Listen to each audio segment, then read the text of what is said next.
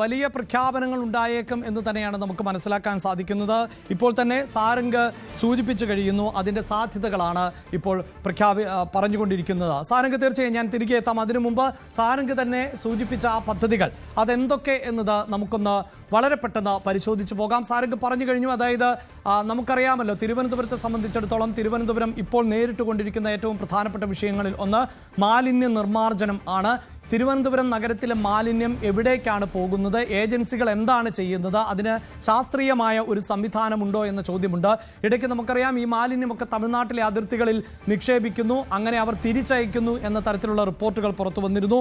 എന്നാൽ ഇപ്പോഴിതാ ഈ കോർപ്പറേഷൻ്റെ വികസനത്തിനായി മുന്നോട്ട് വെച്ചിട്ടുള്ളതിൽ ഏറ്റവും പ്രധാനപ്പെട്ടത് മാലിന്യ പ്രശ്നം പരിഹരിക്കുക എന്നത് തന്നെയാണ് എന്നാണ് നമുക്ക് മനസ്സിലാക്കാൻ സാധിക്കുന്നത്. അതുകൊണ്ട് തന്നെ ഒരു കേന്ദ്രീകൃത മാലിന്യ സംസ്കരണ പ്ലാന്റ് പദ്ധതി എന്നതാണ് വിഭാവനം ചെയ്യുന്നത്. അതിൽ ഇൻഡോർ മാതൃക എന്ന് നേരത്തെ നമുക്കറിയാം, വി രാജേഷ് വാർത്താ സമ്മേളനത്തിൽ ഇൻഡോർ മാതൃകയിലായിരിക്കും മാലിന്യ സംസ്കരണ പ്ലാന്റ് നടപ്പിലാക്കുക എന്ന് പറയുകയും അതിനുശേഷം ഇൻഡോർ വാർത്തകളിൽ നിറഞ്ഞു നിന്ന ഒരു പശ്ചാത്തലമുണ്ട്. ഇൻഡോറിലെ കുടിവെള്ളത്തിൽ മാലിന്യം കലരുകയും അങ്ങനെ നിരവധി ആളുകൾ മരണപ്പെടുകയും ചെയ്തതായിരുന്നു. പക്ഷേ അത് ഒരു പോരായ്മയാണ്, അത് വസ്തുതയാണ് എന്നത് നിലനിൽക്കുമ്പോൾ പോലും രാജ്യത്ത് കോർപ്പറേഷനുകളിൽ ഏറ്റവും ശുചീകരണ അല്ലെങ്കിൽ ശുചിത്വ മിഷനുമായി ബന്ധപ്പെട്ട് പരിശോധിക്കുമ്പോൾ കാലങ്ങളായി ഏതാണ്ട് 2016 ആണ് ഇതുമായി ബന്ധപ്പെട്ടൊരു സൂചിക തയ്യാറാക്കിയിട്ടുള്ളത്. അതിൽ വൃത്തിയുടെ കാര്യത്തിൽ ഏറ്റവും മുന്നിൽ നിൽക്കുന്ന നഗരം എന്നത് ഇൻഡോർ തന്നെയാണ്. ഒരു പക്ഷേ ഇൻഡോറിൽ ഉള്ള ആളുകൾക്കോ അല്ലെങ്കിൽ ബന്ധുക്കൾക്കോ സുഹൃത്തുക്കൾക്കോ ഒക്കെ അറിയാവുന്നതുമാണ്. അവിടെ ശുചിത്വത്തിൻ്റെ കാര്യത്തിൽ വളരെ മുന്നിൽ തന്നെയാണ്. എടുത്തു പറയേണ്ടത്, നമ്മളെക്കാൾ വിദ്യാസമ്പന്നരായ ഒരു ജനതയൊന്നുമല്ല, നമ്മളെക്കാൾ കൂടുതൽ ആളുകൾ പാർക്കുന്ന പ്രദേശം കൂടിയാണ്, നമ്മളെക്കാൾ മോശമായ ജീവിത സാഹചര്യം തന്നെയാണ് അവിടുത്തെ ജനസംഖ്യ തന്നെ. ഇപ്പോൾ തിരുവനന്തപുരം കോർപ്പറേഷനിലൊക്കെ 10 ലക്ഷത്തിന് താഴെയാണ് ജനങ്ങളുള്ളൂ എന്ന് പറയുമ്പോൾ ഇൻഡോറിലാകട്ടെ ഏതാണ്ട് 30 ലക്ഷത്തിന് മുകളിൽ ആളുകളുണ്ട്. എങ്കിൽ പോലും വൃത്തിയായി ആ നഗരത്തെ സൂക്ഷിക്കാൻ സാധിക്കുന്നു എന്നത് പ്രധാനപ്പെട്ടതാണ്. എങ്കിൽ കേരളം പോലെ കൃത്യമായി മാലിന്യങ്ങൾ നിർമ്മാർജ്ജനം ചെയ്യുവാനും അത്തരം ഭൂമിശാസ്ത്രപരമായ പ്രത്യേകതകൾ കൂടിയുള്ള ഒരു പ്രദേശത്ത് തീർച്ചയായും ഇൻഡോറിന് മുന്നിലേക്ക് കേരളത്തിൻ്റെ നഗരങ്ങളെ എത്തിക്കാൻ സാധിക്കും. പക്ഷേ അതിന് അധികൃതരുടെ ഭാഗത്ത് നിന്ന് ഇച്ഛാശക്തിയോടുകൂടിയുള്ള ഒരു ഇടപെടൽ ആണ് ഉണ്ടാകേണ്ടത്. അങ്ങനെ ഒരു ഇടപെടൽ ഉണ്ടാകും എന്നാണ് ഇപ്പോൾ BJP അവകാശപ്പെടുന്നത്. അതനുസരിച്ച് ഏറ്റവും പ്രധാനപ്പെട്ടത് എന്നത് ഈ മാലിന്യ സംസ്കരണ പ്ലാന്റാണ്. അത് ഇൻഡോർ മാതൃകയിൽ ആണ് നടപ്പിലാക്കാൻ പോകുന്നത്. ഇനി നമ്മൾ രണ്ടാമത്തേത് എന്ത് എന്നതാണ് പരിശോധിക്കുന്നത്. അവിടെയാണ് ഗംഗാ മിഷൻ മാതൃകയിലുള്ള ഒരു പദ്ധതിയിലേക്ക് പോകുന്നു എന്നതാണ് BJP അവകാശപ്പെടുന്നത്. അതായത് നമുക്കറിയാം തിരുവനന്തപുരത്ത് എപ്പോഴും ചർച്ച ചെയ്യപ്പെടുന്ന ചില പ്രദേശങ്ങളുണ്ട്. അത് അവിടുത്തെ മലിനജലത്തെക്കുറിച്ച് തന്നെയാണ്. പ്രത്യേകിച്ച് കരമനയാർ, കിള്ളിയാർ, ആമയിഴഞ്ചാൻ തോട്, പാർവതി പുത്തന ഇവയാണ് വാർത്തകളിൽ നിറയാറുള്ള സ്ഥലം. അതിൽ തന്നെ ഈ ആമയിഴഞ്ചാൻ തോടിൽ ശുചീകരണ തൊഴിലാളി മരണപ്പെട്ട സാഹചര്യം പോലും ഉണ്ടാകുന്നു. റെയിൽവേയുമായി ചില തർക്കങ്ങളടക്കം നിലനിൽക്കുന്ന പശ്ചാത്തലമുണ്ടാകുന്നു. എന്താണ് എങ്കിലും തിരുവനന്തപുരത്ത് വന്നിട്ടുള്ളവർക്ക് പലപ്പോഴും അറിയാം, അതൊരു കൊതുക് വളർത്തൽ കേന്ദ്രമായി മാറുകയും മൂക്കുപൊത്താതെ നടക്കാൻ പറ്റാത്ത സാഹചര്യവുമാണ് ഉണ്ടാകാറുള്ളത്.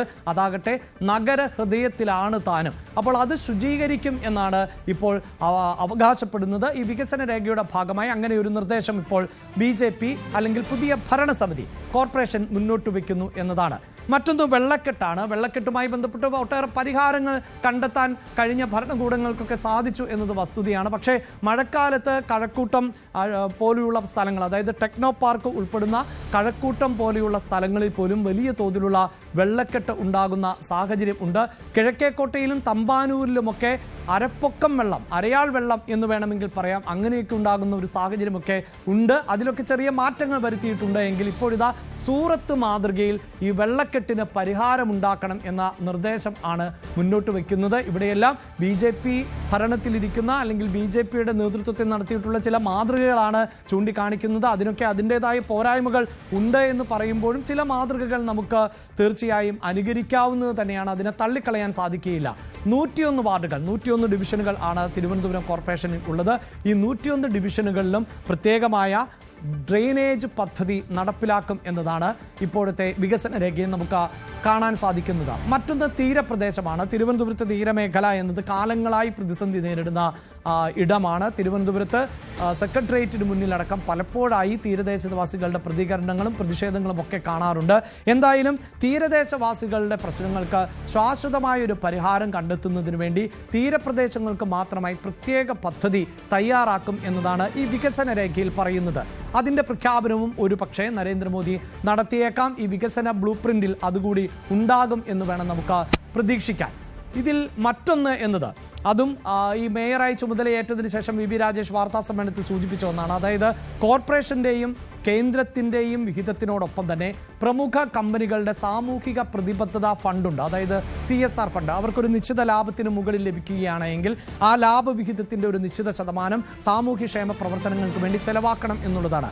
ആ തുക കൂടി നേടിക്കൊണ്ട് വലിയ ഒരു ബൃഹത് ഭവന നിർമ്മാണ പദ്ധതിയിലേക്ക് പോകും കോർപ്പറേഷൻ എന്നാണ് അവകാശപ്പെടുന്നത്. അതായത് ഒരു വാർഡിൽ ഒരു വർഷം 40 വീടുകൾ വയ്ക്കും എന്നതാണ് ഇപ്പോഴത്തെ ഈ വികസന രേഖയിൽ പറയുന്നത്. അങ്ങനെ ഒരു വർഷം തന്നെ നമുക്കറിയാം 100-ലധികം വാർഡുകളുണ്ട്. അപ്പോൾ ഒരു വാർഡിൽ 40 വീട് എന്ന് പറയുമ്പോൾ വലിയ, അതായത് 4000-ഓളം വീടുകൾ ഒരു വർഷം തന്നെ വയ്ക്കാൻ സാധിക്കുന്നു. അങ്ങനെയെങ്കിൽ 5 വർഷം കൊണ്ട് 20,000 വീടുകൾ ഈ കോർപ്പറേഷൻ പരിധിയിൽ പൂർത്തിയാക്കും എന്നതാണ് ഇപ്പോഴത്തെ അവകാശവാദം. ഒപ്പം എടുത്തു പറയേണ്ടത് തിരുവനന്തപുരം എന്നത് ഈ ടൂറിസം മേഖലയിൽ വലിയ സാധ്യതകൾ ഉള്ള ഒന്നാണ്. ഇപ്പോൾ തന്നെ നമുക്കറിയാം തിരുവനന്തപുരത്ത് എത്രയോ ടൂറിസം സ്പോട്ടുകൾ ഉണ്ട്. അതിലിപ്പോൾ കോവളവും ശംഖുമുഖവും വേളിയും ഉൾപ്പെടുന്ന തീരദേശ മേഖലകൾ ഉണ്ട്. അതോടൊപ്പം തന്നെ വളരെ പ്രധാനപ്പെട്ട മലയോര മേഖലകൾ ഉണ്ട്. അങ്ങനെ നിരവധിയായ സാധ്യതകൾ നിലനിൽക്കുമ്പോൾ തന്നെ ഈ ടൂറിസത്തിൻ്റെ ഭാഗമായി തന്നെ ആത്മീയ ടൂറിസത്തിനുള്ള ഒരു വലിയ സാധ്യത കൂടി ഇപ്പോൾ കണ്ടെത്തുകയാണ്. അതുകൊണ്ട് തന്നെ ഒരു തീർത്ഥാടന ടൂറിസം പദ്ധതി അവിടെ ആവിഷ്കരിക്കും എന്നതാണ്. അതിലേറ്റവും എടുത്തു പറയേണ്ടത് പത്മനാഭസ്വാമി ക്ഷേത്രം, ആറ്റുകാൽ ക്ഷേത്രം, ഭീമാപ്പള്ളി, വെട്ടുകാട് പള്ളി, അങ്ങനെ ഒരു മതസൗഹാർദ്ദത്തിൻ്റെ ടൂറിസം കേന്ദ്രമാക്കി, ആത്മീയ ടൂറിസം കേന്ദ്രമാക്കി തിരുവനന്തപുരത്തെ മാറ്റും എന്നതാണ്. അങ്ങനെ ഒരു തീർത്ഥാടന ടൂറിസം പദ്ധതി കൂടി ഇപ്പോൾ വിഭാവനം ചെയ്യുകയാണ് കോർപ്പറേഷൻ. അതോടൊപ്പം തിരുവനന്തപുരം എന്നത് നമുക്കറിയാം കേരളത്തിൽ ഇപ്പോൾ ഏറ്റവും മെട്രോ സർവീസ് ഉള്ളത് കൊച്ചിയിൽ മാത്രമാണ് എന്ന് നമുക്കറിയാം. മെട്രോ പദ്ധതികൾക്ക് പല രൂപങ്ങൾ ഉണ്ട്.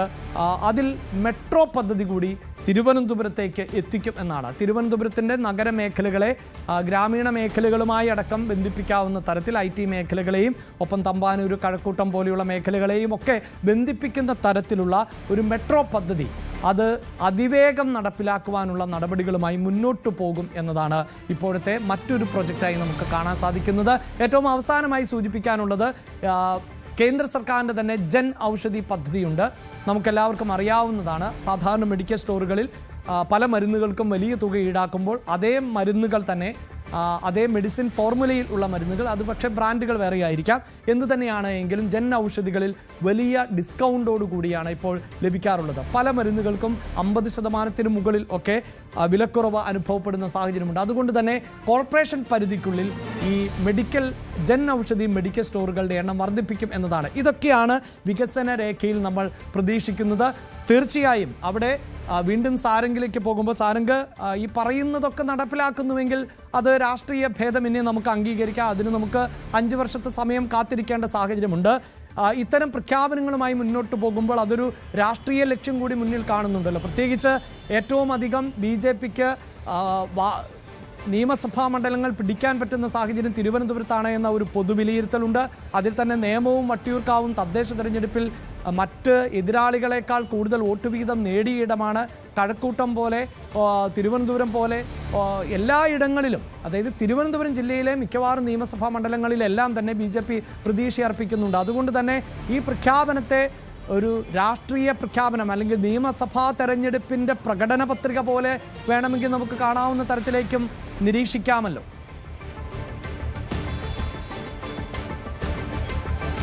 അഭിലാഷ്, തീർച്ചയായും. കാരണം വരുന്ന നിയമസഭാ ഇലക്ഷനോട് മുന്നോടിയായിട്ടുള്ള ഒരുക്കങ്ങൾ അത് ഇടതുപക്ഷത്താണെങ്കിലും കോൺഗ്രസിലാണെങ്കിലും ഇപ്പോൾ തന്നെ ആരംഭിച്ചു കഴിഞ്ഞിട്ടുണ്ട്.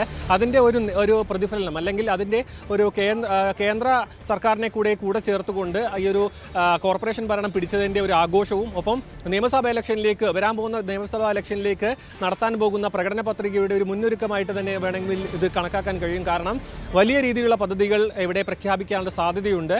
മാത്രമല്ല ഒരു പ്രതിഫലനം തിരുവനന്തപുരം കോർപ്പറേഷനിലെ വിജയവും നിയമസഭാ ഇലക്ഷനും തമ്മിൽ വലിയ അന്തരമില്ല. കാരണം കുറഞ്ഞ മാസങ്ങൾക്കുള്ളിൽ തന്നെ വരികയാണ്. ഇത് ചർച്ചയായി നിൽക്കുന്ന സമയത്ത് തന്നെയാണ് നിയമസഭാ ഇലക്ഷനും വരുന്നത്.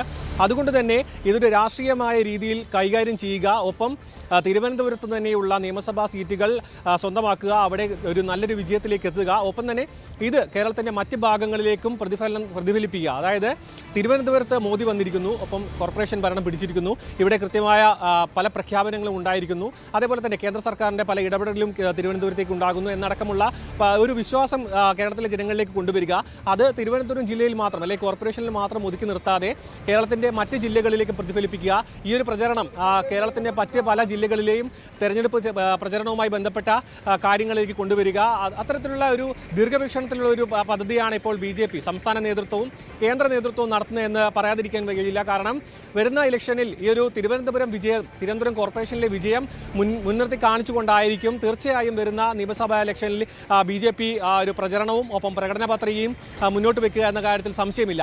ഇതിനൊപ്പം തന്നെ നമുക്ക് കൂട്ടിവായിക്കാൻ കഴിയുന്നത് BJP സംസ്ഥാന നേതൃത്വത്തിന് ലഭിച്ച ഒരു വലിയൊരു ആത്മവിശ്വാസമാണ്. കാരണം വരാൻ പോകുന്ന നിയമസഭാ ഇലക്ഷനിൽ ഈ ഒരു വിജയ തുടർച്ചയുടെ പ്രതിഫലനം ഉണ്ടാകുമെന്നൊരു ആത്മവിശ്വാസം സംസ്ഥാന നേതൃത്വത്തിനും താഴേക്കിടയിലുള്ള അണികളിലെ അടക്കം എത്തിക്കാൻ നേതൃത്വത്തിന് കഴിഞ്ഞിട്ടുണ്ട്. മാത്രമല്ല വലിയൊരു വിജയമാണ് ഇവിടെ നേടുകയും ചെയ്തിരിക്കുന്നത്. ഇനി വരാൻ പോകുന്ന പദ്ധതികൾ, അതായത് നാളെ പുത്തരിക്കണ്ടം മൈതാനത്ത് പ്രഖ്യാപിക്കാൻ പോകുന്ന പല സുപ്രധാന പ്രഖ്യാപനങ്ങളും അത് വരാൻ പോകുന്ന ഈ ഒരു പ്രചരണത്തിലും ആയുധമാക്കാനാണ് BJPയുടെ ഒരു രീതി തന്നെ നമുക്ക് മനസ്സിലാക്കാൻ കഴിയുന്നത്.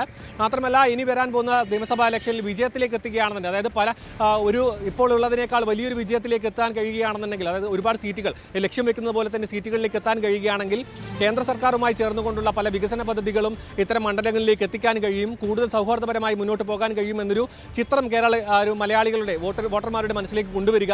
അത്തരത്തിൽ വോട്ട് വിഹിതം വർദ്ധിപ്പിച്ചുകൊണ്ട് വിജയത്തിലേക്ക് എത്തിക്കുക എന്നൊരു ലക്ഷ്യമായിരിക്കും ഇപ്പോൾ BJP നേതൃത്വം മുന്നോട്ട് കാണുന്നത്. അതിനൊപ്പം തന്നെ കൂട്ടി വായിക്കേണ്ടത് ഒരു കോർപ്പറേഷനിൽ അവർ കൊണ്ടുവരാൻ ഉദ്ദേശിക്കുന്ന പല പ്രഖ്യാപനങ്ങളും ഒരു നിയമസഭാ ഇലക്ഷൻ വളരെ കുറഞ്ഞ സമയം ഉള്ളതുകൊണ്ട് തന്നെ ഈ നടത്തുന്ന പ്രഖ്യാപനങ്ങളിൽ എത്ര കണ്ട് വിജയം കാണും, അതിൽ എത്ര കണ്ട് അതിൻ്റെ പ്രതിഫലനം ജനങ്ങളുടെ ജീവിതത്തിലേക്ക് കൊണ്ടുവരുമെന്നൊക്കെ അത്രയും ഒരു സമയം ഒരു ഇലക്ഷനുമായി ബന്ധപ്പെട്ടില്ല.